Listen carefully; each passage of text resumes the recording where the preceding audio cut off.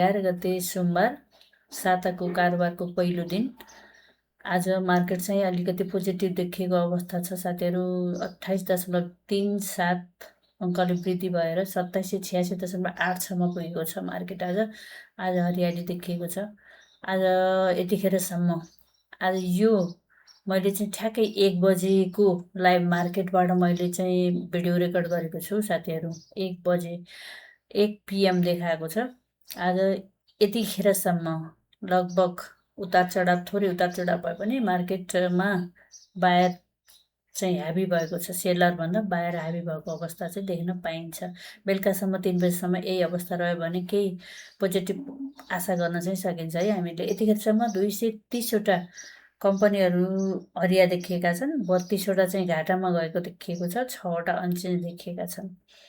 र आज सबैभन्दा बढी नाफा कमाउन सफल कम्पनी चाहिँ एसकेएचएल देखिएको छ यतिखेरसम्म है। 1 बजेसम्मको डाटामा है त यो त 7.32% वृद्धि छ। त्यस्तै आरएलइएल पनि 6.05% वृद्धि, एमकेएचएल 5.66, भुजु एसकेएचएल यिनीहरू 4.43% वृद्धिमा छन् र धेरै कम्पनीहरू आज हरिया देखिएका छन्। त्यस्तै गरी आज चाहिँ टप लुजरमा बुङ्गल देखिएको छ है। बुङ्गल र क्रिस चाहिँ अलि बढी नै।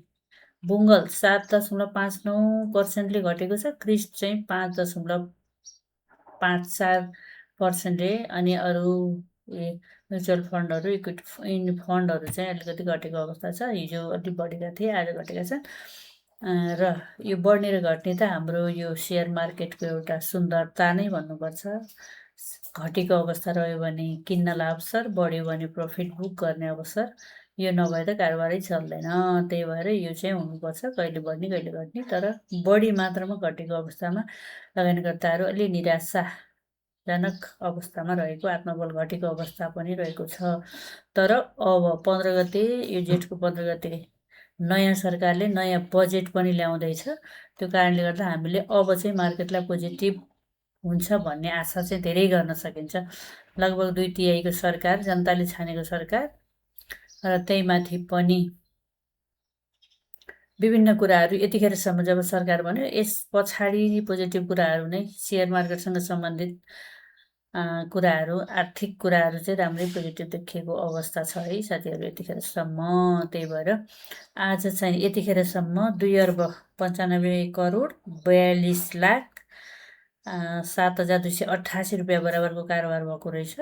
त्यस्तै गरी 38,075 ट्रान्जेक्सन अनि 70,22,901 किता सेयरको चाहिँ खरिद बिक्री भइसकेको अवस्था छ। त्यस्तै टप टर्नओभरमा आज एकेजेसिएल देखिएको छ, रिदी, अपी, एनजिपिएल यतिखेरसम्मकोमा। टप भोल्युममा पनि एकेजेसिएल, रिदी, अपी यिनीहरू नै देखिए। टप ट्रान्जेक्सनमा पनि एकेजेसिएल अनि पाल्पर सिमेन्ट आएछ अलिकति अगाडि। सोलु, होटल फरेस्ट नि ट्रान्जेक्सनमा नयाँ कम्पनीहरू भएको भएर ट्रान्जेक्सन सानो सानो हुँदाखेरि धेरै ट्रान्जेक्सन देखिए। यसरी आज हामीले मार्केटलाई पोजिटिभ हुन्छ कि भन्ने आशामा छौँ। यतिखेरसम्म 28.37ले वृद्धि भएको छ। हाम्रो चार्ट हेर्दा पनि आजको चार्ट राम्रो देखिएको छ। थोरै माथि विक थोरै देखियो यतिखेरसम्म 1 बजे, नत्र भने एकदम मारुबुजी क्यान्डल नै देखिएको थियो। राम्रो मान्न सकिन्छ। 2,96 करोड लगभगको कारोबार। सबै सब इन्डेक्सहरू पनि हरिया देखिएका छन्। मात्र म्युचुअल फन्ड रातो देखिएको छ आजको 1 बजेसम्मको कारोबारमा। नत्र भने अरू चाहिँ सबै सब इन्डेक्सहरू चाहिँ हरिया देखिएका छन्। आज राम्रो देखिएको छ मार्केट। लाइभ मार्केट पनि हेरौँ है त। लाइभ मार्केटमा के कस्तो छ त भन्दा, ल आज चाहिँ इन्डेक्स नेप्से इन्डेक्स पनि यसरी गएको छ, सेन्सेटिभ इन्डेक्स पनि यसरी गयो। र हामीले यसरी हेर्दाखेरि कति रमाइलो छ। आज हरियाली देखिएको छ। यो पोजिटिभ कुरा चाहिँ रहिरहोस् र आगामी दिनमा पनि अब बजेट आउँदैछ। त्यो कारणले गर्दा मार्केट हरियाली नहुनुपर्ने अवस्था चाहिँ केही पनि छैन।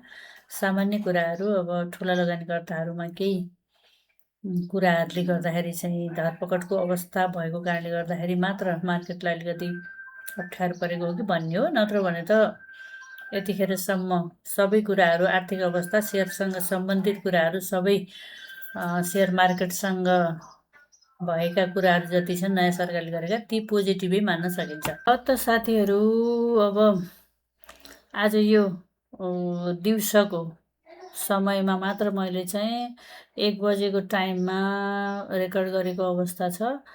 त्यो भएर यो चाहिँ बेलुकासम्मको होइन साथीहरू है, त्यही भएर गलत नबुझिदिनु होला र यसैलाई मात्रै आधार मानेर पनि खरिद बिक्री नगर्नु होला। अब घरि बढ्छ घडी बढ्छ, मार्केट त यस्तै हो। यसलाई पक्कै पनि म चाहिँ अलि नयाँ छु, हजुरहरू पक्कै पनि पुरानो हुनुहुन्छ, बुझ्नु भएको छ, बुझेर मात्रै हाल्नुहुन्छ। म चाहिँ यसो मार्केटमा बसेको भएर हरियाली देख्दाखेरि मलाई चाहिँ राम्रो लागेर मैले चाहिँ लाइभ थोरै रेकर्ड गरेको कारणले चाहिँ पोस्ट गरिदिएको छु साथीहरू है त। हस् त, सोच विचार गरेर खरिद बिक्री गर्नुहोला। ह्याप्पी इन्भेस्टमेन्ट, ह्याप्पी ट्रेडिङ भन्न चाहन्छु। धन्यवाद।